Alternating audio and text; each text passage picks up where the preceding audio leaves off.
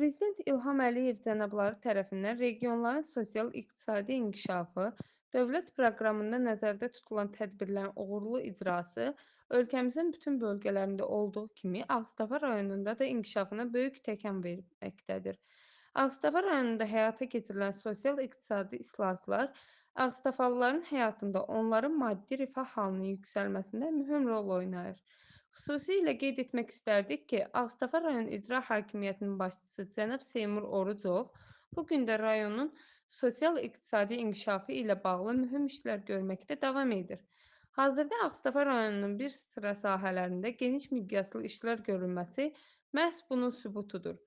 Mütəmadi olaraq rayon sakinləri ilə səyyar görüşlər keçirən icra başçısı onların müraciətlərinin hərtərəfli araşdırılaraq qanunvericiliyin tələblərinə uyğun həll edilməsinə dair xüsusi tapşırıqlar verir. Hal-hazırda Ağstafa rayonunun Qırılı və Dağkəsəmən bələdiyyələri tərəfindən hər iki kənd ərazisində bir neçə küçədə yolların xırlanması işləri həyata keçirilmişdir.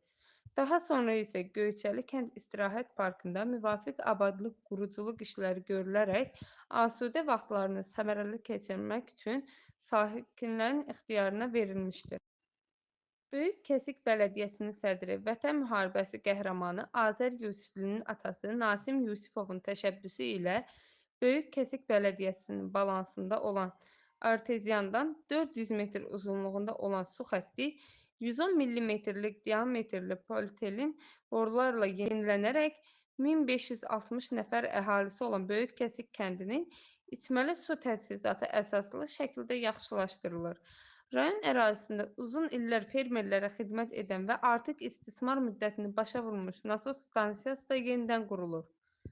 Rayonda əkin sahələrinin suvarma suyu ilə təminatında əsas rol oynayan nasos stansiyasının inşası, eləcə də suvarma kanallarının beton üzlüyə alınması istiqamətlərində işlər sürətlə davam edir.